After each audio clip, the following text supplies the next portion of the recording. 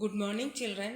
मैं आपकी हिंदी की अध्यापिका कुसुमा नायर ऑनलाइन टीचिंग क्लास 2020-21 में आप सभी का स्वागत करती हूँ।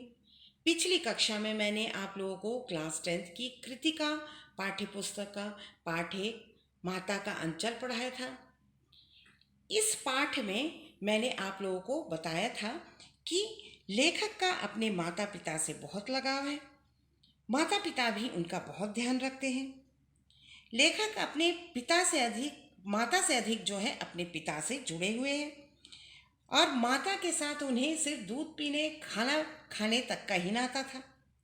वह अपने पिता के साथ बाहर बैठक में सोया करते थे। पिता भी उन्हें सुबह जगाकर नहला धुलाकर उन्हें तैयार करके अपने साथ पूजा में बिठाते थे और पूजा हो जाने के बाद उनके पिता उन्हें कंधे पर बिठाकर गंगा तट की ओर जाते थे और वहां जाकर मछलियों को चारा खिलाते थे। लेखक भी अपने पिता के कंधे पर बड़े आनंद के साथ बैठकर गंगा तट पर जाकर मछलियों को चारा खिलाते थे। अब मैं उस पाठ का आगे का अनुच्छेद पढ़ाती हूँ। कभी कभी बाबूजी हमसे कुश्ती भी लड़ते। वह शिथिल होकर हमारे बल को बढ़ावा देते और हम उनको पछाड़ देते थे।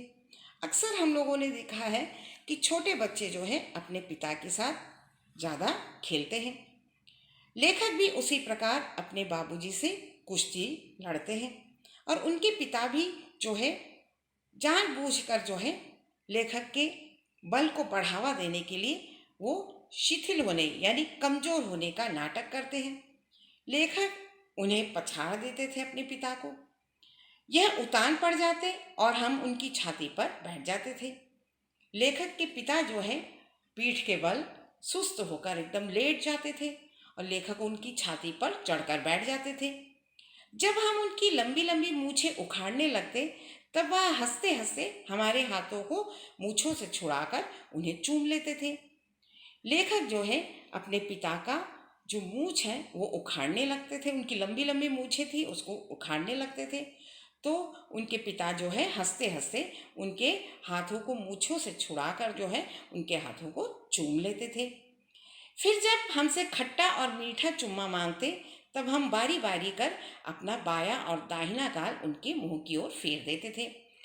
लेखक के पिता उनसे खट्टा और मीठा चुम्मा मांगते थे, गालों में जो है चुम्मा मांगते थे तो लेखक जो है अपना बायां और दाहिना गाल जो है बारी बारी से उनके तरफ उनकी मुंह की तरफ जो है फेर देते थे।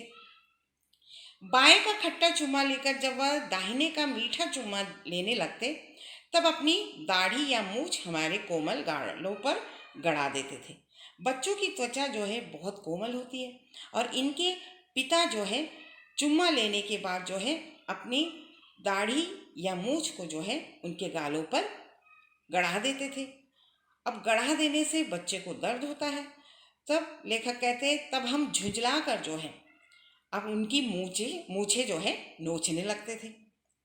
इस पर वह यानी उनके पिता बनावटी रोना रोने लगते और लेखक अलग खड़े रहकर जो है खिलखिलाकर हंसने लगते। अपने पिता को रोते हुए देखकर वो हंसने लगते थे। उनके साथ हंसते हंसते जब हम घर आते तब उनके साथ ही हम भी चौके पर खाने बैठ जाते थे। हंसते हंसते घर पहुंचने के बाद खाना खाने दोनों बैठते थे। वह हमें अपने ही हाथ से फूल के एक कटोरे में गोरस और भात सान कर खिलाते थे। फूल का एक कटोरा था जिसमें फूल का कोई डिज़ाइन बना हुआ था और उसमें जो है गोरस यानी दही दूध जो है वो भात के साथ जो है सान कर उन्हें खिलाते थे। जब हम खाकर हाफर जाते तब मैया थोड़ा और खिलाने के लिए हट करती थी।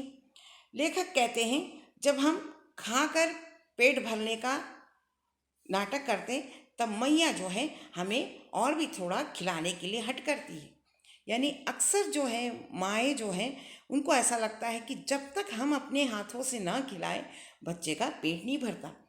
लेखक की माँ भी उनके पिता से कहती है, जिद करती है कि इन्हें इसे और भी खिलाओ और बाबूजी से ये कहने लगती है आप तो 4-4 दाने के कौर बच्चे के मुंह में देते जाते हैं। इससे वह थोड़ा खाने पर भी समझ लेता है कि हम बहुत खा गए। आप खिलाने का ढंग नहीं जानते। बच्चे को भर मुंह कौर खिलाना चाहिए। उनकी माँ उनके पिता से कहती है, आपको खाना खिलाना नहीं आता। चार चार निवाला जो है बच्चे के मुंह में रखते हैं और बच्चा समझता है मैंने बहुत खा लिया, मेरा पेट भर गया। और आप खिलाने का ढंग ही नहीं जानते। बच्चों को भर मुंह यानी मुंह भर कर जो है निवाला खिलाना चाहिए। जब खाएगा बड़े बड़े कौर तब पाएगा दुनिया में ठौर। जब बड़े बड़े कौर खाएगा यानी बड़ा मुंह भर कर जब खाएगा तभी वो दुनिया में अपना स्थान बना पाएगा। देखिए मैं खिलाती हूँ, मर्दुए क्या जाने कि बच्चों को कैसे खिलाना चाहिए। और महतारी के हाथ से खाने पर बच्चों का पेट भी भरता है। उनकी माँ कहती है, देखिए मैं खिलाती हूँ, मर्दुए यानी मर्द क्या जाने बच्चों को कैसे खाना खिलाना चाहिए। और माँ के हाथ से खाने पर ही बच्चे का पेट भरता है। यह कहकर वह थाली में दही और भात को सानती है और अलग अलग तोता, मैना, कबूतर, हंस, मोर आदि के बनावटी नाम से कौर बनाकर यह कहते हुए खिलाती जाती है कि जल्दी खा लो नहीं तो उड़ जाएंगे। माँ जो है एक थाली लेकर उसमें दही भात को सानती है और अलग अलग नाम से, अलग अलग पक्षियों के नाम से, जैसे तोता, मैना, कबूतर, हंस, मोर आदि का बनावटी नाम लेकर जो है कौर बनाकर रखती है और कहती है कि जल्दी जल्दी इसे खा लो नहीं तो ये सारे उड़ जाएंगे। पर हम उन्हें इतनी जल्दी उड़ा जाते थे कि उड़ने का मौका ही नहीं मिलता था। लेखक कहते हैं कि हम सारे कौर को इतनी जल्दी उड़ा जाते थे यानी इतनी जल्दी खा जाते थे कि उन कौरों को जो है उड़ने का मौका ही नहीं मिलता था। जब हम सब बनावटी चिड़ियों को चट कर जाते थे तब बाबूजी कहने लगते, अच्छा अब तुम राजा हो, जाओ खेलो। जब हमारा खाना खाना हो जाता था तो हमें जो है हमारे पिता कहते थे कि तुम राजा हो, अब जाओ तुम खेलो, जाकर बाहर खेलो।